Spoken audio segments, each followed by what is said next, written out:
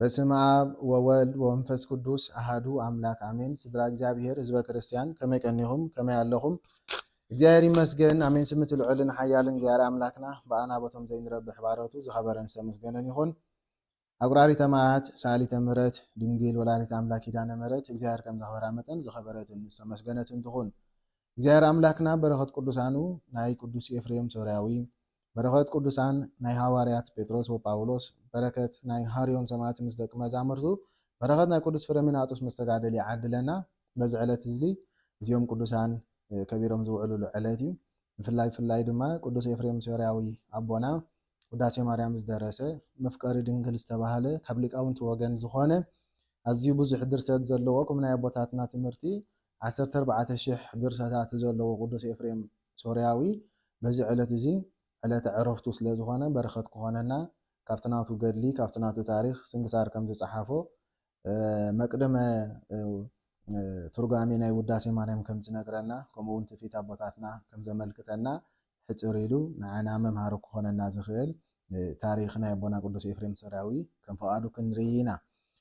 ንዑ መእተዊ ዝኾነና ልበ ኣምላክ ቅዱስ ዳዊት ኣብ መዝሙር 1 ፍቅዲ 1-2 ከምዚ ይብል ምክሪ ክፉኣት ሰባት ዘይሰምዕ ብመንገዲ ሓጥኣን ከዓ ዘይከይድ ኣብ ኣኼባ መላገቲ ድማ ዘይፅንበር ንኳዳ ንሕጊ እግዚአብሔር ብምእዛዝ ዝሕጎስ ነቲ ሕጊ እውን ለይትን መዓልትን ዘስተንትኖ ሰብ ዕዉት ብፁዕ እዩ ይብለና። እቲ ናይ ክፉኣት ሰባት ምክሪ ዘይሰምዕ ብመንገዲ ሓጥኣን ከዓ ዘይከይድ ኣብ ኣኼባ መላገቲ ዘይፅንበር ብኣንጻሩ ንሕጊ እግዚአብሔር ዝእዘዝ ብምእዛዙ ድማ ዝሕጎስ ነቲ ሕጊ እውን ለይትን መዓልትን ዘስተንትኖ ሰብ እዚ ሰብ እዚ ዕዉት እዩ ብፁዕ እዩ ቅድስና ክብሪ ዝግብኦ ሰብ እዩ ኢሉ ልበ ኣምላክ ቅዱስ ዳዊት ኣብ መዝሙር 1 ፍቅዲ 1-2 ይነግረና ማለት እዩ። ቅዱስ ኤፍሬም ሶርያዊ ክንብል ከለና እምበኣረይ ነዚ ቃል እዚ ፍጹም ዝገበረ ቅዱስ ኣቦ ማለት እዩ። ናይ ሓጥኣን ምክሪ ከይሰምዐ ብመንገዲ ክፉኣት ሰባት ከይተመላለሰ ኣብ ኣኼባ መላገሲ ከይተፀንበረ ሕጊ እግዚአብሔር ጥራይ ብምእዛዙ ድማ ተሓጒሱ ንዑ ኣኽቢሩ ብፁዕ ቅዱስ ዝተባሃለ ቅዱስ ኣቦ እዩ።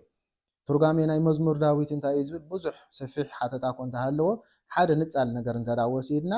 ምክሪ ክፉኣት ሰባት ወይ ድማ ክፉኣት ዝተባሃለ ሓጥኣን ዝተባሃለ ኣኼባ መላገሲ ዝተባሃለ ከመይ ዝበሉ ሰባት እዮም እዚኦም ክፉኣት ዝበሃሉ እዚኦም ሓጥኣን ዝበሃሉ እዚኦም መላገሲ ተባሂሎም ዘለዉ ሰባት ከመይ ዝበሉ ሰባት እዮም ክብሉ እንከሎ ንእግዚአብሔር ዝረስዐ ክርስቶስ ኣምላክና ስጋ ለቢሱ ካብ ድንግል ማርያም ከም ዝተወለደ ዝረስዐ ንድንግል ማርያም ዝረስዐ ንቅዱሳን ዝረስዐ ዘይኽብር ንቅዱሳን ንድንግል ማርያም ዘይኽብር ስርዓት ሕጊ እግዚአብሔር ዝረስዐ ሰብ ሓጥእ ይበሃል ክፉእ ይበሃል መላገፂ ይበሃል ማለት እዩ። ስለዚ ሓደ ሰብ ብፅና ወይ ቅድስና ክረክብ እንተዳ ኮይኑ ድማ ምክሪ ናይ ክፉኣት ሰባት ክሰምዕ የብሉን ብመንገዲ ሓጥኣን ክመላለስ የብሉን ኣብ ኣኼባ መላገሲ ክፅንበር የብሉን ብኣንጻሩ ንሕጊ እግዚአብሔር ክእዘዝ ይግብኦ ነቲ ሕጊ እውን ለይትን መዓልትን ከስተንትኖ ይግባእ። ሕጊ እግዚአብሔር ለይትን መዓልትን ዘስተንትን እንኮላይ ካብ ሓጢኣት ይኽልከል እዩ። ምክንያቱ ሕጊ ክትዝክርን ከለኻ ሓደ ሓጢኣት ክትሓስብን ሕጊ ክትዝክርን ሓደ እንተደኣ ኮይኑ እቲ ሕጊ መከላኸሊ ኮይኑ ካብ ሓጢኣት ስለ ዘድሕነካ ዕዉት ብፁዕ ትበሃል ማለት እዩ። ስለዚ ቅዱስ ኤፍሬም ሶርያዊ ክንዝክሮም ከለና እምበኣረይ ከምቲ ትውፊት ኣቦታትና ዝነግረና ቅዱስ ኤፍሬም ሶርያዊ ብሃገሩ ሶርያዊ ፍሉይ ቦትኡ ድማ ንፅቢን ዝተባሃለ ቦታ ኣብ ሃገረ ሶርያ ኣብ ትርከብ ኣውራጃ ተወልደ ይብለና ብ306 ዓመተ ምህረት ራብዓይ ክፍለ ዘመና መጀመርታ ማለት እዩ። ቅዱስ ኤፍሬም ወለዱ ኣምለኽቲ ጣዖት ነበረ ይብለና ስንክሳር ዋላ ትውፊት ናይ ኣቦታትና ምናልባት ሶርያውያን ወለዱ እውን ክርስቲያን እዮም ዝብሉ ነዚ ከተዓርቑ ከለዉ ሊቃውንቲ ግን ኣይ ዳሓራይሲ ይእሚንዎም ዝብሉ ሊቃውንቲ ከዓ ኣለዉ ማለት እዩ። ሕጂ በቲ ንሕና ናይ ኣቦታትና ኢና ንኸይድ ግን ኣቦኡ ኣምላኽ ጣዖት ጥራሕ ደይኮነ ናይ ጣዖት ካህን ነበረ ይብለና። ቅዱስ ኤፍሬም ሶርያዊ ግን ከምዚ ልበ ኣምላክ ዝበሎ ብምክሪ ናይ ክፉኣት ሰባት ኣይከደን። ብምክሪ ናይ ኣቦኡ ብመንገዲ ናይ ሓጥኣን ብመንገዲ ናይ ኣምለኽቲ ጣዖት ኣይተመላለሰን። ብኣንጻሩ ናይ ኣቦኡ ሃይማኖት ርእይዎ መሊሱ ድማ ኣብቲ እዋን እቲ ዝነበረ ቅዱስ ኣቦ ካብ 318 ቅዱሳን ሊቃውንቲ ወገን ዝኾነ ያዕቆብ ዘንፅቢን ክምህር እንከሎ ከዓ ይሰምዖ እሞ ክልቲኡ እቲ ሃይማኖት እንተወዳተሩ ዘይራኸብ ኮይኑ ፀኒሕዎ። እቲ ኣምልኾተ ጣዖት እዩ እቲ ድማ ፍጹም ኣምልኾተ እግዚአብሔር እዩ ማለት እዩ። እዚ ክልቲኡ ሰማይን ምድርን ሐዋርያ ቅዱስ ጳውሎስ ከም ዝበሎ ማለት እዩ ጣዖትን ጎይታን ክራኸቡ ይክእሉን እዮም። ስለዚ መንፈስ ቅዱስ ኣላዓሎ እሞ ናብ ያዕቆብ ዘንፅቢን ከደ ይብል ሽዑ እንታይ ዳ እዩ ኣቦይ كم زملخ إذن أتكات مرتخي خمي مسولا جن قدوس يعقوب زنسبين كل نجار مهارو يبل مالتي لكعيو كم تعبوتات زهلوسي حق أن يعمل مهر فرحات እግዚአብሔር ከም ዝህልወካ ፍቅሪ ድንግል ማርያም ከም ዝሓትረካ ዝገብር መምህር ይብሉ ማለት እቲ ሓቀኛ መምህር ፍርሃት እግዚአብሔር ከም ዝህልወካ ይዝገብረካ ናይ ድንግል ማርያም ፍቅሪ ከም ዝሓትረካ ይዝገብር ሕጊ እግዚአብሔር ከም ተኽብር ይዝገብረካ እምበር ናቱ ደጋፋይ ኣይኮነን ዝገብረካ ዮሐንስ መጥምቀ መለኮት በረከቱ ይሕደረናሲ ደቅ መዛሙርቱ ክሓትዎ ከለዉ እንታይ ዝበለ ብዛዕባ ጎይታ ክሓትዎ ከለዉ ንሱ ልዕል ክብል ኣነ ድማ ትሕት ክብል ይግባእ ኢሉ በቃ ንሱ ልዕል ክብል ንጎይታ ማለት እዩ ኣነ ድማ ትሕት ክብል ይግባእ እንሆ ሓጢያት ዓለም ዘርሕ ገንሸል ኣምላኽ እዚ እዩ ብምባል ኣመልከተሎም ኩሎም ቶም ናቱ ደቂ መዛሙርቲ ዝነበሩ ድማ ናብ ጎይታ ኸይዶም ማለት እዩ እቲ ሓቀኛ መምህር እዚ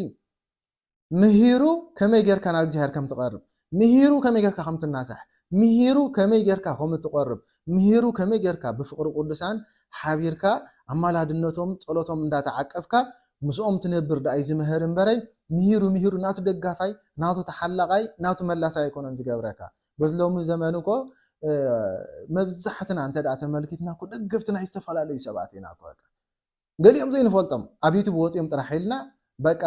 ናቶም ደገፍቲ ንኸውን ንዓና ዝጥዕም ትምህርቲ ይምህሩሞ በቃ ናቶም ደገፍቲ ንኸውን ሓደ ሰብ ከም ገለ ኢሉ ተጋጊዮም ከማ እንተዳ ነቂፍዎም እንታይ ዝብል ደሎ ዝሰብ ሓቁዶ ይኸውን መጽሓፍ እንታይ ይእዝዝ ሕግ ቤተክርስትያን እንታይ ይብል ኣይብልን ይሰብ እንታይ ዳ ይዝብል በቃ ብጸርፊ ይልፍድደካ ማለት እዩ ሕጂ ዝኹሉ እንታይ ያምጾ ድሕሪልና ደገፍቲ ናይ ሰበኽቲ ብምዃንናይ ደገፍቲ ናይ መምሃራን ብምዃንናይ ኣክንዲ ደገፍቲ ናይ ቤተክርስትያን ንኸውን ኣክንዲ ደገፍቲ ናይ ሕጊ እግዚአብሔር ንኸውን ደገፍቲ ናይ ውልቀ ሰባት ብዝተፈላለየ ምኽንያት ማለት እዚ ግን ሓቀኛ መምህር ዝገብሮ ኣይኮነን እቲ ሓቀኛ መምህር ከም ያዕቆብ ዘንጽቢን ፍቅሪ እግዚአብሔር ከም ዝሓትሮ ፍቅሪ ወላዲት ኣምላክ ከም ዝሓትሮ ገይርዎ ንቅዱስ ኤፍሬም ሶርያዊ በቃ ንሱ ንበዓሉ ብፍቅሪ ኣዴና ቅድስት ድንግል ማርያም በቃ ዘይግለጽ ፍቅሪ ዝነበረ ቅዱስ ኣቦ ያዕቆብ ዘንጽቢን ኣርእስና ዳ ብዛዕባኡ ይኮነን እምበር ናቱ ቅዱስና ንበዓሉ ዘስደምም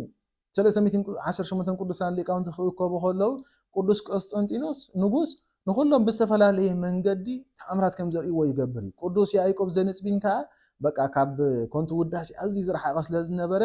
ሓቢኦም ብድሕሪኡ ዝመተሰብ ኣቐሚጦምሉ ናቱ ናይ ቅዱስ ያዕቆብ ዘንጽቢን ክዳን ክትንክፎ ከሎ ካብ ሞታት ክትንስእን ከሎ ቅዱስ ቆስጠንጢኖስ ንጉስ ተመልኪት እዩ ከምዚ ዓይነት ቅዱስ ኣቦ ያዕቆብ ዘንጽቢን ክንብል ከለና ማለት እዩ ነዚ ቅዱስ ኤፍሬም ሰራዊ ካብዚ ኣቦ እዚ ተማሂሩ ማለት እዩ ኣብታ ንጽቢን ትበሃል ከተማ ካብዚ ቅዱስ ኣቦ ተማሂሩ ዳሓራይ ኣርዮስ ተባሃለ ከሓዲ ምስተላዓለ ክሕደቱ ንምውጋዝ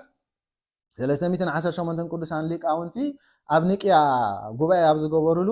ንወዱ ንቅዱስ ኤፍሬም ብናይ መንፈስ ማለት እዩ ብናይ ቀለም ወዱ ሒዝዎ ኸደ ይብል ማለት እዩ ሒዝዎ ምስ ከደ ቅዱስ ኤፍሬም ሶርያዊ ድማ ኣብዚ ዓቢ ነገር ረኺቡ ማለት እዩ ምክንያቱ ኣዝዮም ብእምነቶም ብሃይማኖቶም ብገድሎም ብጽንዓቶም ዝተመስከረሎም ቅዱሳን ኣቦታት ተራኺቡ ማለት እዩ ምዝም ቅዱሳን ኣቦታት ተራኺቡ ብዙሕ ነገራት ተማሂሩ ብፍላይ ድማ እቲ ክሕደት ናይ ኣርዮስ ኣወጊዞም ሃይማኖት ኣጽኒዖም ድሓር ክምለሱ እንከለዉ ኣብቲ ክዕርፉ ኢሎም ዝሓደሩሉ ስፍራ ብሕልሚ ራእይ እግዚአብሔር ኣምላክ ይገልጸሉ እንታይ እዩ ዝርኢ ድማ ዓምዲ ብርሃን ካብ ሰማይ ናብ ምድሪ ተዘርጊሑ ይርኢ ማለት እዩ ኣብዚ እዋን እዚ ልክዕዩ ብር ምስ በለ ካብ ድቃሱ ነዚ ዘረኣኻኒ ሕልሚ እግዚአብሔር ኣምላክ ምስጢሩ ድማ ግለጸለይ ልክዕ ከምቲ ዘረኣኻኒ ምስጢሩ ከግለጸለይ ናብኡ ጸለየ ይብል ማለት እዩ ብድሕሪ ዝተላእከ መልአክ መጺኡ ይነግሮ እዚ ብናይ ዓምዲ ብርሃን ኣምሳል ዝረኣኻዮ ባስልዮስ ዘቂሳርያ እዩ ይብሎ ማለት እዩ ባስልዮስ ዘቂሳርያ ቦታትና ከም ዝብሉና ወገኑ ካብቶም 318 ቅዱሳን ሊቃውንቲ እዩ ኣብ ጉባኤ ንቅያ ግን ኣይተረኽበን እንተስ ብእርጋን እንተስ ብሕማም ብምንታይ ምኽንያት ኣይተፈልጠን ግን ተረኺቡ ዝብሉ ካለው ብምንታይ ተረኺቡ እንተበልና ድማ ብረቂቕ ጥበቡ ማለት እዩ ብመልእኽቲ ተረኺቡ ዝብሉለው ብረቂቕ ጥበቡ ኣው ነይሩ ዝብሉ እውን ኣለዉ ማለት እዩ ስለዚ ቅዱስ ባስልዮስ ዘቂሳርያ እዩ ምስ በሎ ድማ ቅዱስ ኤፍሬም ሶርያዊ እንታይ ይሓስብ ኣሃ ከምዚ ዝበለ ክብሪ ዘለዎ ኣቦ እንተረኣሃልዩሲ ከይደ ካብኡ መሃር ይግባኣኒ ምናልባት እውን ዲያብሎስ ኣታሊል ንኸይከውን እንኮላይ ከይደ ክረጋገጽ ይግባኣኒ ለዚ እቲ ብእዝነይ ሰማዓክዎ ብዓይነይ ክርኢ ይግባኣኒ ብምባል ንመምህሩ ካብቲ ዝተበገሱሉ ቦታ ናብ ቦትኡ ናብ ንጽቢ ናብ ጽሑ ባርኸኒ ኣፋንወኒ ኢሉ ተመሪቑ ይብገስ ናበይ ናብ ቂሳርያ ናብ ቅዱስ ባስልዮስ ማለት እዩ ልክዕዩ ኣብ ቂሳርያ ኣብ ዝበጽሐሉ ግዜ ድማ ቅዱስ ባስልዮስ ቅዳሴ ወዲኡ ንህዝቡ ወንጌል ክምህር እንከሎ ጸንሖ ይብል ክምህር እንከሎ ግን እቲ ዘደንቕ ነገር እንታይ ነበረ ይብለና እቲ ለቢስዎ ዝነበረ ካባ ላንቃ ናይ ወርቂ እቲ ኣብ ርእሱ ዝነበረ ኣኽሊል ናይ ወርቂ ኣብ ኢዱ ዝነበረ መነሳንስ ናይ ወርቂ ኣብ ኢዱ ዝሓዘ ወንጌል ናይ ወርቂ ኣትራኖሱ ናይ ወርቂ እቲ መንበሩ ናይ ወርቂ ኩሉ ነገር ናይ ወርቂ ኮይኑ ቅዱስ ኤፍሬም ሶርያዊ ረኣዮ ስለዚ ተጠራጠረ ይብል ወተዓዘቦ ልቡ ኤፍሬም ከመስጋ ውእቱ ይብለና ማለት እዩ ኧረ እቲ ዝረኣኽዎ ካብ ሰማይ ናብ ምድሪ ዝተዘርግሐ ብርሃን ዝኣክል ክብሪ ዘለዎ ቅዱስ ኣቦስ ማዕረ ክንዲ ዝፈታዊ ወርቂ ማለት ድዩ ኢሉ ማለት እዩ ምክንያቱ እቶም ቅዱሳን ኣቦታትና ፈተውቲ ወርቂ ይኮኑን ቅዱሳን ኣቦታትና ናይ ዓለም ነገርን ኮተታን ዝነዓቑ እዮም እናቱ ባህጊ የብሎምን ስለዚ ቅዱስ ኤፍሬም ግን ቅዱስ ባስልዮስ ብኩሉ ነገሩ ወርቂ ተሰሊሙ ምስራይ ከመይ ገይሩ ክንዲ ዝወርቂ ይስለም ኢሉ ልቡ ክጥርጥሮ ከሎ ንርኢ ማለት እዩ ግን ስለምንታይ ቅዱስ ባስልዮስ ናይ ወርቂ ልብሲ ለቢሱ ነይሩ ክንብል ከለና ንክብሪ ወንጌል ደኣምበር ንሱስ ብውሽጢ ማቅ ለቢሱ ነበረ ከም እሾኽ ዝወግኦ ከም እሾኽ ደም ዘውፅኦ ኣብ ኣካላቱ ብውሽጢ ነበሮ ይብል ማቅ ማለት እዩ ግን ልክዕ ከምዚ ሕጂ እዋን ካህናት እንታይ እዮም ዝለብሱ ኣብ ግዜ ቅዳሴ እንተይልና ናይ ክብሪ ልብሲ ናይ ካህናት ልብሲ ኣለዎም እዚ ኣብ ግዜ ቅዳሴ ጥራሕ እዩ ድሓረይ ምስ ተወደአ ግን ልክዕ ኣውፅኦም እቲ ናቶም ልብሲ ገይሮም ከዓ ይኸዱ ማለት እዩ ስለዚ ንምንታይ እዮም ዝለብስዎ እንተይልና ንክብሪ ናይ ወንጌል ንክብሪ ናይ ቅዳሴ ደኣምበር መታን ፀቢቆም ክረኣዩ መታን ከጊፁ ኣይኮነን ማለት እዩ ስለዚ ቅዱስ ባስልዮስ በዚ ምክንያት ደኣምበር ንሱስ ብውሽጡ ደሳቅዮ ልብሲ ለቢሱ ነበረ ይብለና ማለት እዩ ድሓረይ ግን እግዚኣብሔር ኣምላክ ክገልፀሉ ደሊ ምስጢራት እሞ ኣርባዕተ ነገራት ይምልከት ቅዱስ ኤፍሬም ማለት እዩ ሓደ ድማ እንታይ እዩ እንተበልና ጻዕዳ ርግቢ ቅዱስ መንፈስ ቅዱስ ብዛዕባ ርግቢ ኣምሳል ወሪዱ ካብ ሰማይ ወሪዱ ኣብ ርእሱ ክዓልብ እንከሎ ተመልኪቱ እዚ ማለት እንታይ እዩ እንተበልና መንፈስ ቅዱስ ዝመልኦ እዩ ንምባል እዩ ካልኣይ ከዓኒ ክምህር እንከሎ ንህዝቢ ከስተምህር እንከሎ ቅዱስ ባስልዮስ ካብ ኣፉ ናይ እሳት ላንቃ እንዳወፀ ይኸይድ እሞ ንምእመናን ካፈፂሙ ክወሃሃድ እንከሎ ይምልከት እቲ ዝምህሮ ዝነበረ ቅዱስ ባስልዮስ ነቶም ምእመናን ብፍፁም ይወሃሃዶም ነይሩ ፍፁም ይርድኦም ነይሩ ማለት እዩ ምክንያቱ ቅዱስ ባስልዮስ ኣብቲ ዝለዓለ ደረጃ ናይ ቅድስና በፂሑ ስለ ዝነበረ ከም ናይ ሎሚ ይኮነን በዚ እቲኻ በዚ ተውፅኦ ዘይኮነ ቅዱስ ባስልዮስ ክምህር እንከሎ ኩሉ ሰብ ብህርፋን በቃ ምክንያቱ ናይ መንፈስ ቅዱስ ሓይሊ ዘለዎ ትምህርቲ ስለ ዝኾነ ፈፂሙ ምስ ኣካላትካ ዝወሃሃድ እዩ ማለት እዩ ስለዚ ከምዚ ክወሃሃድ እንከሎ ምስቶም ምእመናን ይርኢ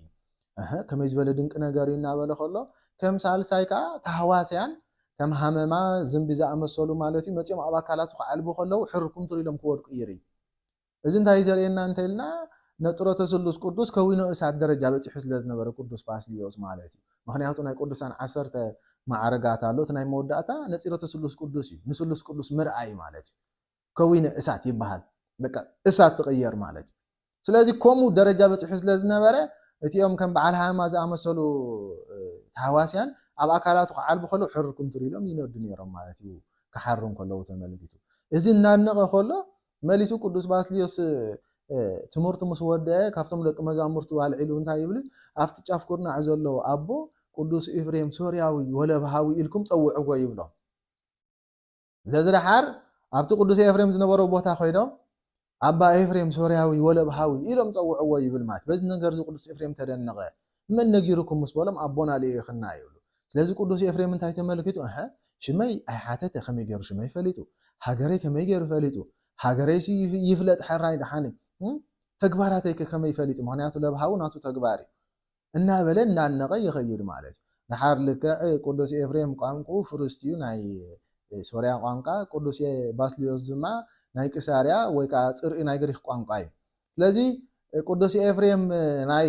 ግሪክ ቋንቋ ስለ ደይዛረብ ብተርጓማ ይዘራረቡ ቅዱስ ባስልዮስ ናይ ኩሉ ቋንቋ ይኽእል ግን ከም ደይሰምዕ ኮይኑ ብተርጓማ ይዘራረብ እንታይ ያለ እንዳለ ማለት እዩ ድሓረይ ግን ቅዱስ ኤፍሬም እንታይ ይብሎ ኣቦይ ቋንቋኻ ክግለፀለይ እዚ ናብ ኣምላኽ ለምነለይ ይብሎ ማለት እዩ ቅዱስ ባስልዮስ ከዓ ንሱ እውን ትሑት ስለ ዝኾነ ኣነ እውን ናትካ መታን ክግለፀለይ ፀልየለይ ይብሎ ብድሕሪ ተታሒዞም ጸሎት ገበሩ እሞ ንቅዱስ ኤፍሬም ቋንቋ ተገለፀሉ ይብለና ማለት እዩ ድሓር ብዘይ ተርጓማይ ክዘራረቡ ሓዲሮም ክብሪ እግዚኣብሔር ክነጋገሩ ሓዲሮም ማለት እዩ ንፅባሓይቱ ምስ ወግሐ በላፋንዎን ንዓደይ ክምለስ ኢሉ ቅዱስ ኤፍሬም ተበገሰ ቅዱስ ባስልዮስ ግን ኣይ መንፈስ ቅዱስ ሓፍ ኣቢሉ ዘምፅኣካ ራእይ ዘረኣየካ እኮ በፅሒካ ክትምለስ ኣይኮነን ኣብዚ ክትከውን እዩ ስለዚ ኢሉ ከምቲ ትርጓሜ ናይ ውዳሴ ማርያም እንታይ እዩ ዝብል ህዝባዊ ነይሩ እንተበለው ድቁና ክህነት ሸይምዎ ካህን እንተነበረ ኤጲስቆጶስነት ሸይምዎ ካብትናቱ ሃገረ ስብከት ድማ ሓንቲ ሃገረ ስብከት መቂሉ ሂቡ ኪድ መሃር ኣስተምህር ኢሉ ለኣኾ ይብለና ማለት ተክሪት ዝበሃል ሃገረ ስብከቱ ማለት ሊቀ ጳጳሳት ዝሃገረ ተክሪት ዝበሃል ኣባ ኤፍሬም ሶርያዊ ማለት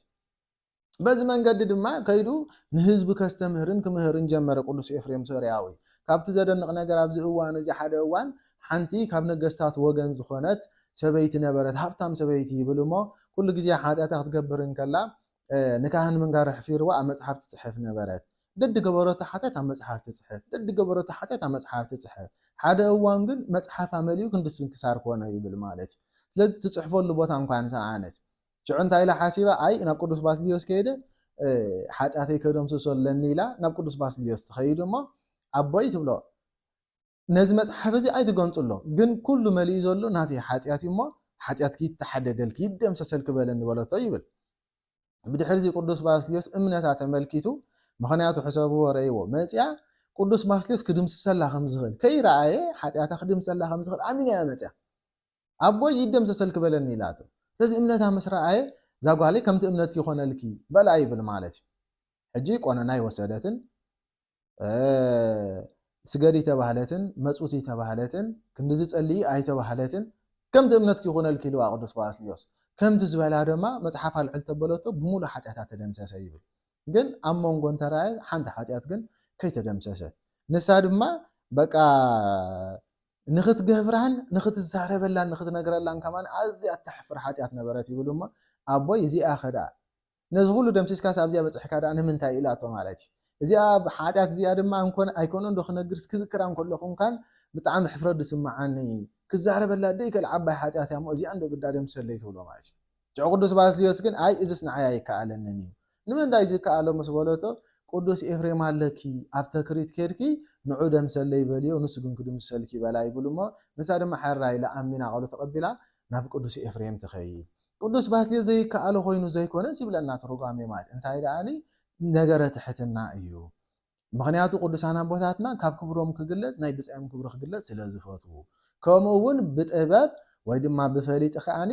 እቲ ቆነና ክህባ ስለ ዝደለየ ምኽንያቱ መጽኢላ ደምስሰለይ ጥራሕ ኢላቶ ስለዚ ወላ ሓንቲ ቆነና ስለ ዘይተዋህበት ብጥበብ ቆነና ክህባ እንከሎ እዩ ምኽንያቱ ናብ ቅዱስ ኤፍሬም ክትከይድን ከላ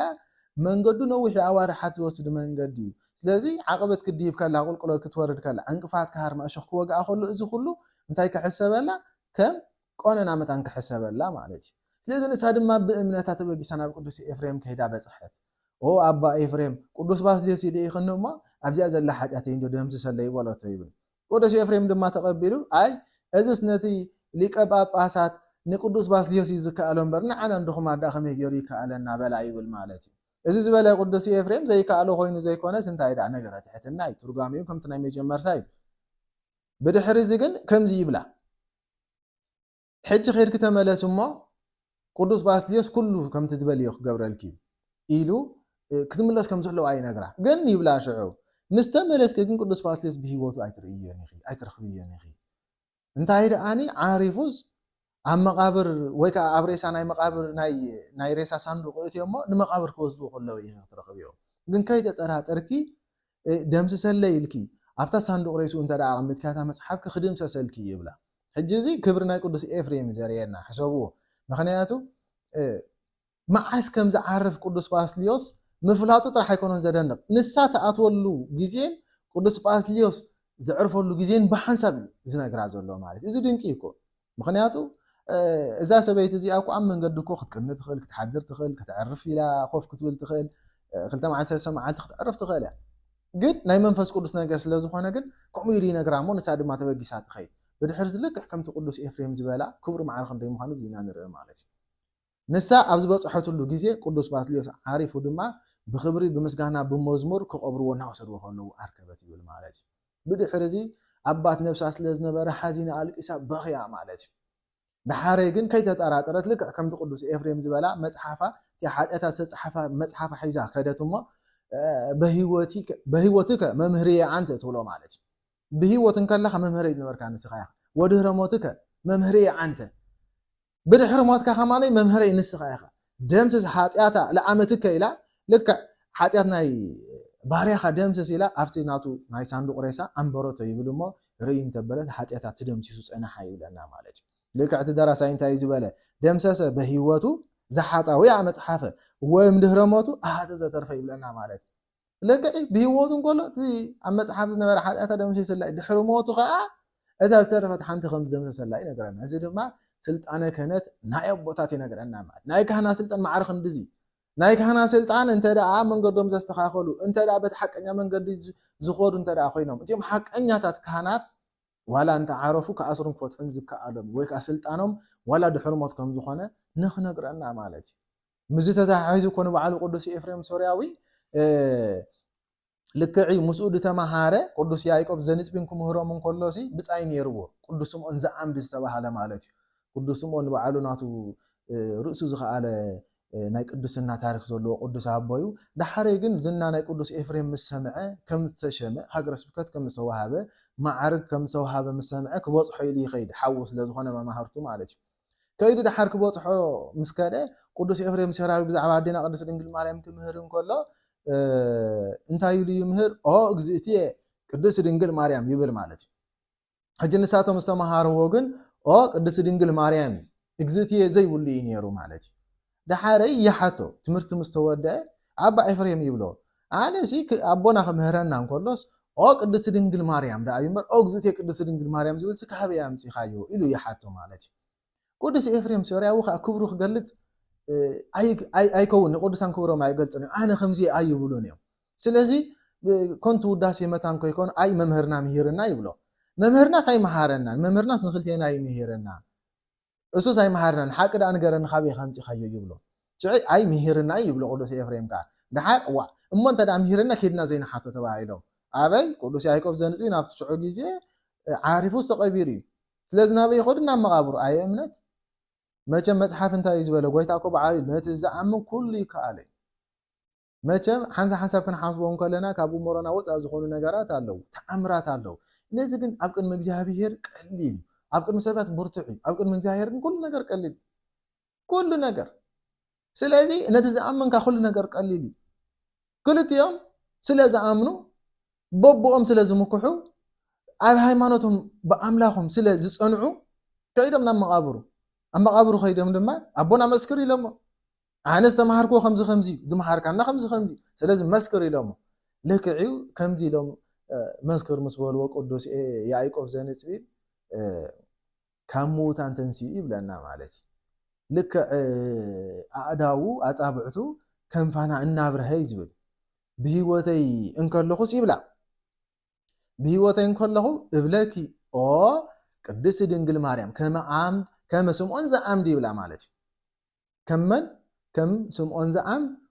ቅድስት ድንግል ማርያም ኢለ ብሂወተይ ከለኹ እንታይ ገብረክ ነይረ የመስግነክ ነይረ ወድህረ ሞትየሰ ኩሎሙ ኣዕፅምትየ ይብሉኪ ወይወድሱኪ እግዝእትየ ቅድስት ድንግል ማርያም ከመ ኤፍሬም ሶርያዊ ይብላ ማለት እዩ ሽዑ ብሂወተይ ከለኹ ቅድስት ድንግል ማርያም ኢለ ከም ስምዖን ዘአምድ የመስግነክ ነይረ ብድሕሪ ሞተይ ግን ዓፅምተይ ይኹኑ ኩሉ ነገረይ ከም ዝናበሉ ይወድሱኺ እግዝእትየ ቅድስት ድንግል ማርያም ኢሉ መስከረ ይብል እዚ ማለት ክብሪ ናይ መን ዘርእየና እንተልና ክብሪ ናይ ቅዱስ ኤፍሬም ሶርያዊ ምክንያቱ ኣቦኡ መምህሩ ቅዱስ ያዕቆብ ዘንፅቢ ብኣፀደ ነፍሲ ኮይኑ ዘመስግኖ ዝነበረ ምስጋና ተገሊፅሉ ንሱ እውን ከምኡ ኢሉ ከም ዘመስገነ ማለት እዩ ስለዚ ቅዱስ ስምዖን ዘአምድ ሰገደሉ ይብል ንቅዱስ ኤፍሬም ማለት እዩ ማዕርኽ እንደዚ ክብሪ ስለ ዝበፅሐ ምክንያቱ ዘደንቕ ነገር እቲ ኣቦኡ ዝመሃሮ ወይ ከዓ እቲ መምህሩ ዝነበረ ኣቦኡ ኣብ ሰማያት ኮይኑ ዘመስግኖ ምስጋና ተገሊፅሉ እኳ ዘመስግን ነይሩ ቅዱስ ኤፍሬም ማለት እዩ ስለዚ ማዕርኽ እንደዚ ዝበፅሐ ቅዱስ ኣቦ ከም ዝነበረ ይነግረና ማለት እዩ ቅዱስ ኤፍሬም ሶርያዊ ወለብሃዊ እዮም ዝብልዎ ኣቦታትና ሽሙ ክፅውዕዎ እንከለው ለብሃዊ ማለት እንታይ ማለት እዩ እንተበልና ድማ ለብሃዊ ተግባሩ ይብሉ ኣቦታትና እንታይ ዓይነት ተግባር ብምርፅ ጭቃ ብርለ ጣሳ ሰሪሖም ድሸጡ ሰባት ኣለው ልክዕ ቅዱስ ኤፍሬም ድማ ከምዚ እናሰርሐ ኩሉ ግዜ ይሸይጡ እሞ ካብቲ ዝረኸቦ ኣታዊ ከዓ ብጀካ ንዕለቱ ዝኾነ ድራር ኣልዒሉ እቲ ዝተረፈ ግን ኩሉ ይምፅውቶ ነበረ ነዳያን ይብል ክምፅውት እንከሎ ግን ብስም እግዚኣብሄር ኣይኮነን ብስም ሰማዕታት ብስም ቅዱሳን ብስም መላእኽቲ ኣይኮነን ብስም ኣዴና ቅድስት ድንግል ማርያም ጥራሕ ነበረ ይብል ስለምንታይ ብስም ኣዴና ቅድስት ድንግል ማርያም ክብሉ ከለዉ ኣቦታትና ድማ በቃ ፍቕራ ምኽኣል ኣብይዎ ይብሉ ማለት እዩ ንስለ ስማ መፅዊቱ ብስማ ፀልዩ ብስማ ኩሉ ነገር ገይሩ ኣይዓግብን ነበረ በቃ ንዳሲኣ ውዳሲኣ ምስጋና ተዝበዝሐለይ እናበለ ከም ከዋኸው ሰማይ ተዝበዝሐለይ ከም ሕዛ ባሕሪ ተዝበዝሐለይ እናበለ ኩሉ ግዜ ይምነእ ነበረ ስለዚ በቃ ፍቅራ ምብፅሓ ስለዝኣብዮ ናብ ካልኦት በቃ ምእንተ ቅዱስ ሚካኤል ከይበለ ምእንተ እግዚአብሔር ከይበለ ከሎ ምእንተ ድንግል ማርያም ኢሉ ከይፀገበ ሂቡ ከሎ ገንዘቡ ይውዳእ ማለት እዩ በቃ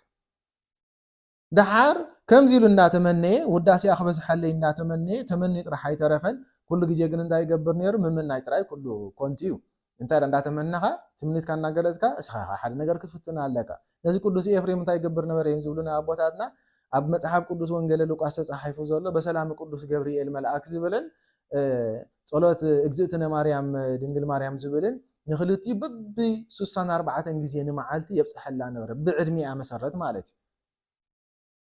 ብሻርሻይ ወርሒ ዝብል 64 ግዜ ጸሎት እግዝእትነ ማርያም 64 ግዜ እንተዳ ደሚርና 128 ግዜ ይጽሊ ነይሩ ማለት ምክንያቱ ከምዚ ሕጂ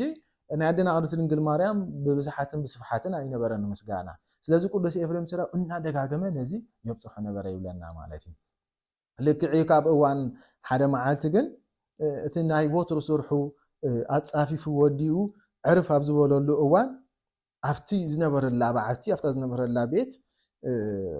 ካብ ሰማያት ዙፋን ተዘርግሐ ምንጻፍ ተነጸፈ ናይ ብርሃን ኣዴና ቅድስት ድንግል ማርያም ግርማ ለቢሳ ተገለጸቱሉ ይብለና ድሓር ድማ ብስሙ ትጽውዖ ኦ ፍቁርየ ኤፍሬም ትብሎ ማለት ሰላም ለከ ኦ ፍቁርየ ቅዱስ ኤፍሬም ያ ትብሎ በቃ ሰላም ንዓኻ ይኹን ፍቁረይ ቅዱስ ኤፍሬም ወዲ ሰኒ ትብሎ ብድሕርዚ ልክዕ ውዳሴያ ተዝበዝሐለ ኢሉ ይጭነቕ ከም ዘይነበረ ይምነ ከም ዘይነበረ ምስ ረኣያ ብግርማ ማዕርኹንዱ ፀቢቓ ማዕርኹንዱ በሪሃ ምስ ረኣያ ድማ ፍግም ኢሉ ሰጊዱ ተስዩ ኣይ ይብላ ሽዑ ሰማያውያን መላእክቲ ምድራውያን ቅዱሳን ወዲ ሰሙ ኳ ዘይክእልዎ ውዳሴኺ ምኽኣል ደኣብዮም ውዳሴኺ ኣነ ድኹም ደኣ ንግዳ ከመይ ገይረ ክውድሰኪ ይብላ ማለት ተመሊሱ ናብ ትሕትኑ ክምለስ እንከሎ ንርኢ ማለት ድሓረ ግን ኣዴና ቅድስት ድንግል ማርያም በከመ ኣለቦ ከመንፈስ ቅዱስ ትብሎ ከምቲ መንፈስ ቅዱስ ዝገለጸልካ መጠን ኣመስግነኒ ትብሎ ሕጂ ተኣምር ማነው ትርጓሜ ውዳሴ ማርያም እንታይ ዝብል በቲ ዝተረትዕዎ ምርታዕ ልማዲ ይብል ማለት ልክዕ ኣዴና ቅድስት ድንግል ማርያም እዚ ነገር ከመይ ዝኸውን ይኽእል ኢላቶ ነይራ ንቅዱስ ገብርኤል ሊቀ መላእክቲ ማለት ክትወሊ ክኽብላ ከሎ ኣነ ድንግል ሰብኣይከ ኣይፈልጥን እዚ ነገር ከመይ ዝኸውን ምስ በለቶ ንእግዚአብሔር ዝሰኣኑ ነገር የለን በላ ይብል እሞ ብድሕሪኡ ከምቲ ዝበልካኒ ይኹነለይ ኢላ ከም ዝተቐበለቶ ምክንያቱ ንእግዚአብሔር ዝሰኣኑ ነገር ኣሎ እንተደኣ ኢላ ክሕደት ክኾና ምዃኑ ስለትፈልጥ ማለት ስለዚ በዚ ዝተረትዕዎ ምርታዕ ልማዲ ብምባል ንቅዱስ ኤፍሬም ካ ኣነስ ምስጋና ኣይከኣለንን ምስ በላ በከመ ኣለቦ መንፈስ ቅዱስ ከም ዝገለጸልካ ስለዚ ቅዱስ ኤፍሬም ኣይ መንፈስ ቅዱስ ኣይገልጽኒ እንተኢሉ ክሕተት ክኾነ ስለዚ ተረቲዑ ማለት እሺ ኢሉ ድማ ሽዑ ውዳሴኣ ብሸውዓተ መዓልቲ ተረራቢላ ተድርሶ ማለት እዩ ስለምንታይ ብሸውዓተ እንተበልና ሓደ ብሸውዓተ መዓልቲ ክትምስገን ፈቃዳዩ ይብለና ትርጓሜ ማለት እዩ ካልኣይ ንበዓል እንተን ሸውዓተ ዕለታት ናይ ኣዴና ቅድስት ድንግል ማርያም ምሳሌአን ይብለና ሕጂ ቁርብተይቲ ናይተን ሸውዓተ ዕለታት ምሳሌ ንውሕ ስለ ዝብል ግዜ ከይከደና መታን ማለት እዩ ስለዚ ብሸውዓተ መዓልቲ ተረራቢሉ ከመስግና እንከሎ ንርኢ ማለት እዩ መዓልታዊ እንዳተገልጸትሉ መዓልታዊ ውዳሴያ እንዳነገረቶ ብፍላይ ብሶኒ ኣቦታት ቅዱሳን ሒሳትሉ ትመጽእ ከም ኣቦና ኣዳምን ሄዋንን ብፍላይ ደሚቆም ከቢሮም እዮም ዝረኣይዎ ማለት እዩ ስለዚ እዩ ኸዓኒ ክጅምር እንከሎ ወዲ ሰኒ ላቶስ እንታይ ኢሉ ይጅምር ውዳሴ ማርያም ናይ ሶኒ እንተልና ፈቀደ ግዜ ጉዞ ለኣዳም ህዝነወቱ ክዘልበያ ባህብትካት መንበሩ ይብለና ምሽ ልክዕ ሳ መስገነን ዝበለጠስ ፈቀደ ግዜ ኢሉ ይጅምር ስለምንታይ ዳ ከምዚ ኢሉ ጀመረ ክንድና ዓደ መስግና ኢሎም ኣቦታትና ክምልሱ ከለዉ እንታይ ዝብል መጀመርታ ክምስገን ዝግቦ እግዚአብሔር ብድሕሪኡ ኸ እንዳበልና ኢና ንኸይዳ ንሕና ከም ኦርቶዶክሳውያን መጀመርታ ንእግዚአብሔር ንቅድስት ሥላሴ ንመስግን ብድሕሪኡ ንድንግል ማርያም ብድሕሪኡ ንቅዱሳን እንዳበልና ኢና ንኸይድ ደረጃ ኣለዎ ስለዚ ደረጃ ምሕላው እዩ ካልኣይ እንታይ ብላ ኣቦታትና ብናይ ጋሻ መንገዲ ከም ጋሻ ክብሪ ናይ ጋሻ ክህባ ስለ ዝደልየ ከመይ እንተበልና ጋሻ ሎማዓንቲ ምፅእ እንተኢሉ ብስሙ ኣይትፅውዑን ኢኻ ይብሉ ኣቦታት ማለት እዩ ጋሻ ብላዕ ጋሻ ስተ ጋሻ ንዓተናፈስ ጋሻ ዕርፍ ጋሻ ድቅስ ኢኻ ትብሎ ዳ እምበር ብሽሙ ትፅውዕ ኣቢልካ ኣይትዝንጥሎን ኢኻ ኣብ ካልኣይ መዓልቲ ግን ብሽሙ ትፅውዖ ስለዚ ብናይ ጋሻ ክብሪ ስማ ኣየልዓለን ምክንያቱ ናይ ሶኒ ውዳሴ ማርያም ተተመልኪትና ማርያም ዝብል ጽሑፍ የለን ወላ ሓንቲ ብምስጢር ዳኣዩ ንድንግል ማርያም ዘመስግና እምበር ስማ ፀዊዑ ኣየመስገነን ብሶኒ መዓልቲ ድሓር ሶሉስ እዩ أكلي لمكهنا وقداميت مدحانيتنا ومسرة نصحنا كونه بماريام دنجل ኢሉ ሰማ ዘልዕል ኣብሶሎስ እዩ ማለት ምክንያቱ ጋሻ ንጽባሓይቱ ብስሙ ትጽዋዕ ኢኻ ስለዚ ሶኒ ቅዱሳን ኣቦታት ሒዛትሉ መጽያ ንዖም ክርኢ እንከሎ ብፍላይ ነቦና ኣዳም ስራዓየ ኸኣኒ ሓጢኣት ኣብ ዝበዝሐትሉ ሲ እንታይ ዝበለ ጸጋ እግዚኣብሔር ከዓ ትበዝሕ ምክንያቱ ነቦና ኣዳም ቅድም ከመይ ዝሓስቦ ነይሩ ከምዚ ኣንሕና ከምዞም ሰነፋት ንሓስቦ ነቦና ኣዳም ልክዕ ከምቲ ሓጢኣት ገይሩ ቅድሚ ሕጂ ኣብቲ ቀደም ጥንት ጥቅምቲ ማለት እዩ ሓንቲ ዝገበረ ሓጢኣት ኣቦና ኣዳም ስጋ ሕጂ ሰብ ከምኡ ኢሉ ከምዚ በቃ ቅድስና ዘይብሉ ወይ ከዓኒ ብውርደት ዝነብር ኮይኑ ይስማዓና ሎሙ ስብሃት በረኸቶም ኣይፈለየና ኣቦና ኣዳምን ሄዋን እሶም ቅዱሳን እዮም እሶም ነገስታት መራሕቲ ቅዱሳን እዮም ካብኦም ዝኸበር ሰብ የለን ወላ ሓደ ስለዚ ቅዱስ ኤፍሬም ሰራውን ተራእዮ ኣቦና ኣዳም ከቢሩ እንደሚቆን መስራ ለካ ድሕሪ ሓጢኣት ንስሓ ስለዘላ ኣቦና ኣዳም ስለዝተናስሐ ለካ ንስሓ ማዕረኽ እንደዚ ጸጋ ተውህብያ ብምባል ሓጢኣት ኣብ ዘላቶ ጸጋ እግዚኣብሔር ትበዝሕ ብምባል ከመስግን እንከሎ ንርኢ ማለት እዩ ኣብ ሰሉስ ድማ ልክዕ ነቢያት ነገስታት መሳፍንቲ ሒዛትሉ ትመጽእ እሞ ካብኦም እናልዓለ ድማ ከመስግና ከሎ ንርኢ ብረቡዕ ዕለት እውን ሰራዊት መላእኽቲ ሒዛትሉ መጽያ ኩሉ ሰራዊት ሰማይ ይብሉ እናበለ ድማ ከመስግና ከሎ ንርኢ ማለት እዩ ሓሙስ ከምኡ ቅዱሳን ነገስታት ሒዛትሉ ትመጽእ እሞ ብፍላይ ቅዱስ ዳዊት እናልዓለ ከመስግን እንከሎ ንርኢ በዓርብ ደናግል ኣብ ሒዛትሉ ትመጽእ ምክሖን ደናግል እናበለ ድማ ንስ የመስግና ቀዳም ድማ ካብቲ ካልእ መዓልቲ በሪሃ ደሚቃ ትረአዮ ማለት ያ ዴና ቅድስት ድንግል ማርያም ሕጂ ንሳ ሽዑ በሪሃ ደሚቃ ማለት ዘይኮነ እንታይ ደኣ ንሱ ግን ካብ መዓልቲ ደረጃ ኣብ መዓልቲ ደረጃ እናወሰኸ ብርሃና እናተገለጸሉ እናዓበየ ከም ዝኸደ ቅዱስ ኤፍሬም ይርኤና ማለት እዩ ስለዚ ንጽህት ወብርቱ እናበለ ድማ ይጅምር ውዳሴ ኣብ ቀዳም ድሕሪኢናዮ ማለት እዩ ምክንያቱ ቀስ ብቀስ እናበረኸትሉ እናተገለጸትሉ ስለዝኸደት ማለት እዩ ሰንበት ግን ናይ ዕረፍቲ መዓልቲ ኢሉ ኣዕሪፍ ረኸቦቶ ይብል እሞ ኣዴና ቅድስት ድንግል ማርያም ተገልጻ ስለምንታይ ዘይመስገንካኒ ትብሎ ኣይ ሰንበት ናይ ዕረፍቲ ክብርቲ መዓልቲ እያ ይብላ እሞ ኣዴና ቅድስት ድንግል ማርያም ከዓ ኣብዚያ ክብርቲ መዓልቲ ከዓኒ ኣኽቢርካ ከተመስግነኒ ይግባእ ኢላ ንዋየ ቅዱሳት ናይ ቤተ መቅደስ ትገልጸሉ እሞ ንዖም እናረኣየ ድማ ነዴና ቅድስት ድንግል ማርያም ብኦም ኣምሳል ብሰንበት ምስጋና ይሰርሓላ ማለት እዩ ድሓራ መወዳእታ ድማ ለኪደሉ እዞም ኩሎም ቅዱሳን ኢሉ ከዓ ካብ ኩሎም ቅዱሳን ንላዕሊ ከተመስግን ከተማልድልና ክትጽልይልና ናፍቅሪ ወድኺ ንዓኺ ይግባእ ብምባል የመስግና ማለት እዩ ምክንያቱ ንስኺ ካብ ሊቃነ ጳጳሳት ትበልፂ ካብ ናይ ክሩቤልን ሱራፊኤልን ዝበልጽ ግርማ ትውበት ኣለክ እናበለ ፈጺሙ ከድንቃ ከሎ ንርኢ ማለት እዩ በዚ ነገር እዚ ድማ ተሓጒሳ ደስ ኢልዋ ኣብ መወዳእታ ብሰንበት ዕለት ባሪኻቶ መሪቓቶ ቃል ኪዳን ሂባቶ ትኸይድ ማለት እዩ ውዳሴኻ እዚ ስኻ ደረስካይናተይ ውዳሴ ዝደገመ ቦትኡ ምሳኻ እዩ ንስኻ ስፍራይ ምሳ እዩ ብተዘዋዋሪ ውዳሴ ማርያም ዝደግም ሰብ ምስ ቅዱስ ኤፍሬም እዩ ስፍሩ ምስ ቅዱስ ኤፍሬም ስፍራ ማለት ከዓ ምስ ኣዴና ቅድስት ድንግል ማርያም ስፍራኻ ማለት እዩ ስለዚ እኮ ክርስቲያን ኮይኑ መቸም ውዳሴ ማርያም ከይወዓለ ዝደግም ክርስቲያን እንተደኣ ሃልዩ ኣይ እግዚኣብሔር ኣምላክ በረኸታ ይርከብ ዝበሎ እዩ ማለት እዩ ብዝተኻለ መጠን ሰብ እንተደኣ ሓይሉ ናይ 7 መዓልቲ ከብፅሕ ይኽእል እዩ እንተደኣ ሓሚቑ ግን እንተወሓደ ናይ ዕለቱ ግን ውዳሴ ማርያም ከይብፅሕና ግን እንተስ ንጉ እንተስ ምሸት ክንውዕል ግን ኣይግባእን እዩ ማለት እዩ ምክንያቱ ቃል ኪዳን ኣለዎ ወረ ክብድ ከይብለና እምበር እቲ ድሓራይ ቃል ኪዳኑ ድሕሪ ዘርዚረዮ ብጣዕሚ ዘደንቕ ዓይነት ቃል ኪዳን እዩ ዘለዎ ንቅዱስ ኤፍሬም ሶርያዊ ማለት እዩ ስለዚ በረኸት ረኺቡ ካብኣ ተቐዲሱ ንሳ ድማ ብክብርን ሰማያት ከም ዝዓረገት ይነግረና ማለት እዩ ብድሕሪ እዚ ቅዱስ ኤፍሬም ግን በቃ ሽዑ ዝወሓዘ ጸጋ ናብ ቅዱስ ኤፍሬም እዚ ይበሃል ክሳብ ኣቦታትና እንታይ ዝብል ኣሃዝ መዋግደ ጸጋ ክሳብ ዝብል በፂሑ ማለት እዩ ቅዱስ ኤፍሬም ሶርያዊ ንእግዚኣብሔር እዚ በቃ ናይ ጸጋኻ ማዕበል ሓዘለይ ክሳብ ዝብል ኮይኑ ማለት እዩ በቃ ጸጋ ብልዕሊ ጸጋ ከም ውሕጅ ውሒዝዎ ንቅዱስ ኤፍሬም ሶርያዊ ማለት እዩ ከምቲ ናይ ኣቦታትና ትምህርቲ ድማ 14,000 ድርሰት ከም ዘለዎ ይነግሩና ማለት እዩ ተግሳጽ እንተበልና ሃይማኖት ኣበው እንተበልና ውዳሴኣ እንተበልና ውዳሴ ልክዕ ብ64 ከም ዕድሜያ ከምቲ እሱ ዘንብቦ ዝነበረ ናይ ወንጌል ሉቃስ ዘሎ ብሻድሻይ ወርሕን ጸሎተ ግዜትና ማርያም ውዳሴ ማርያም ክደርሰላ ሃሎ 64 ከም ዕድሜያ ገይሩ ይደርሰላ ማለት እዩ ስለዚ ኣዝዩ ብዙሕ ድርሰት ዘሎ ቅዱስ ኣቦ እዩ ብፍላይ ድማ ኣብ ናይ ሶርያ ቤተክርስትያን ከዓ ልክዕ ከምዚ ንሕና እንምክሐሎም ቅዱሳን ናይ ቤተክርስትያንና ከም ቅዱስ ያሬድ ዝኣመሰሉ ኣባ ጊዮርጊስ ዘጋስጫ በቃ ናይ ሶርያ ቤተክርስትያን ከዓ ንመን እዮም ዝምክሐሉ እንተልና በቃ ቅዱስ ኤፍሬም ማለት እዩ ዋላውን መናፍቃን ፕሮቴስታንት ሃዱሶአት የሞም ሃይማኖቶም ከልውጥዎም ከሓስቡ ከለው ኣማላድነት ድንግል ማርያም ኣይተማልድንያ ክብልዎም ከለው እንታይ በልዎም እዩ ዝብል ኣይ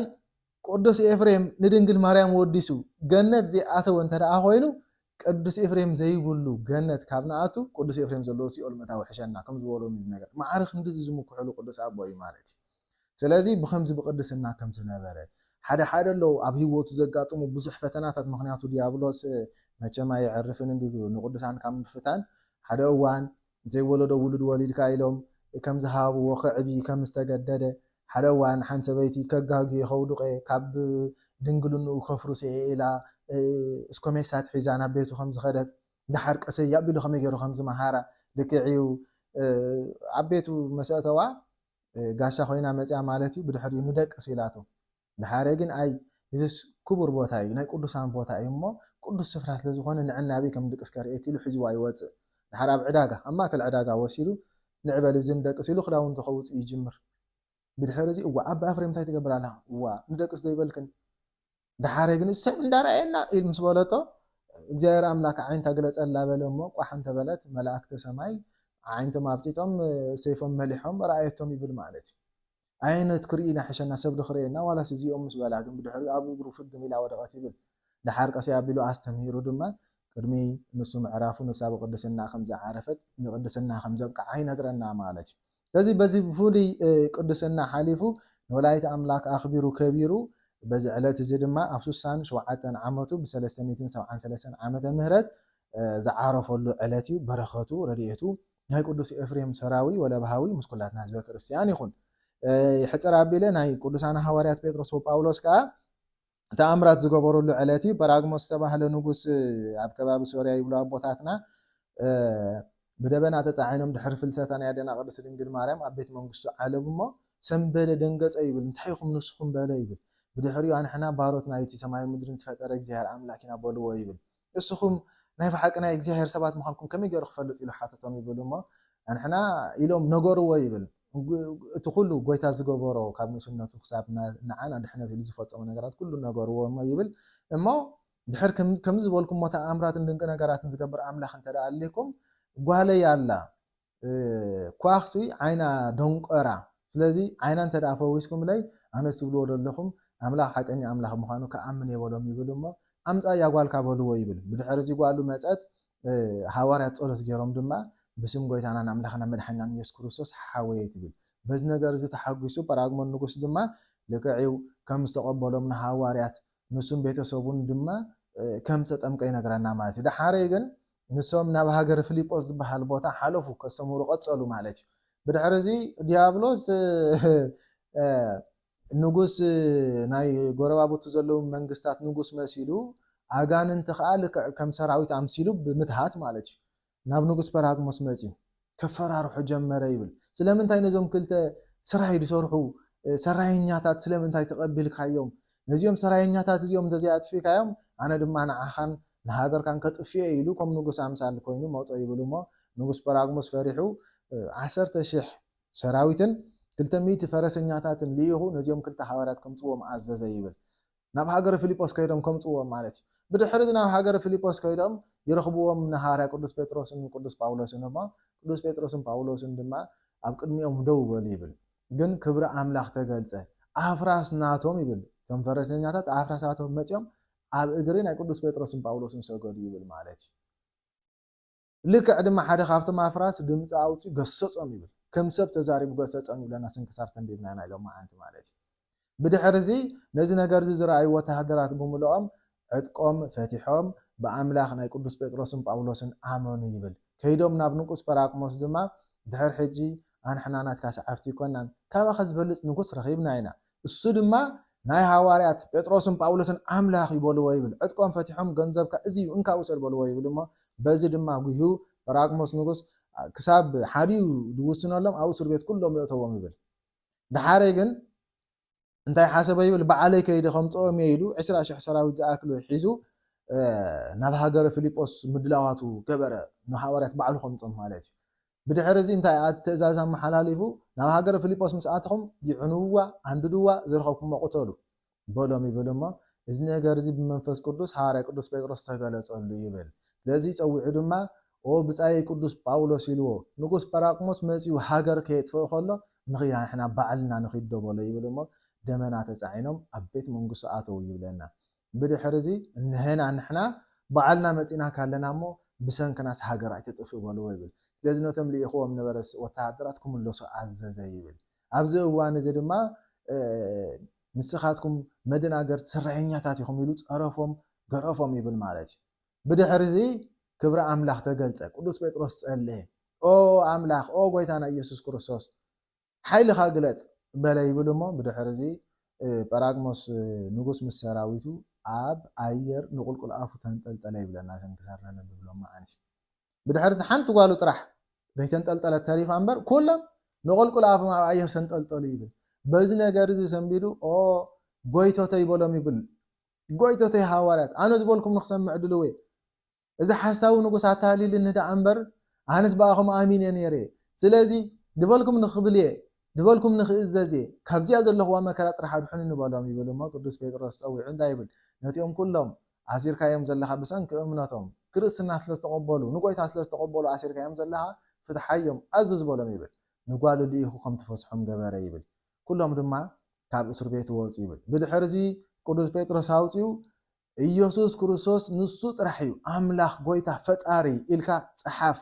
ኣነ ከዓ ናይ መወዳእታ ሰነፈ ኢልካ ፀሓፍ በሎ ይብል ስለዚ ልክዕ ድማ መፅሓፊ ኣምፅለ ኢሉ ንጓሉ ድማ ተንጠልጢሉ እንከሎ ቁልቁል ኣፉ ነዚ ነገራት እዚ ፀሓፈ ይብል ኣብ ጎደናታት ከይዶም ከንብብዋ ኣዝዝ በሎ ይብል ሕራ ኢሉ ኣዘዘ ይብል ድሕሪ እዚ ግን መሓርዎ ፀሎት ገበሩ እሞ ካብቲ ዝነበሮ መከራ ምስ ሰራዊቱ ካብ ምንጥልጣል ወሪዱ ናብ መሬት ከም ዝተመልሰ ይነግረና ብድሕሪ እዚ ግን በዚ ነገራት እዚ ኩሎም ኣሚኖም እምነት ናይ ጎይታ ተቐቢሎም ኣብ ክርስትንኦም ፀኒዖም ቅዱሳን ሃዋርያት ድማ ኣስተምሂሮም ኣጥሚቆም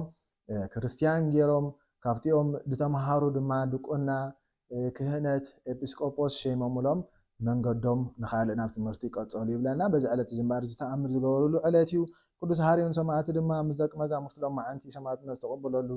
ዕለት እዩ ቅዱስ ፍረሚናጦስ መስተጋድል ከዓ በዚ ዕለት እዚ ዝዓረፈሉ እዩ ካብ ቅዱሳን ወገን በረኸቶም ረድኤቶም ናይዞም ኩሎም ቅዱሳን እግዚኣብሔር ኣምላክ ይዓድለና ናይ ቅዱስ ኤፍሬም ሰራዊ በረኸቱ ረድኤቱ ኣይፈለየና ወላዲተ ኣምላክ ድንግል ማርያም በረከታ ኣይፈለየና ክብርን ምስጋናን ንእግዚኣብሔር ኣምላክና ይኹን ኣሜን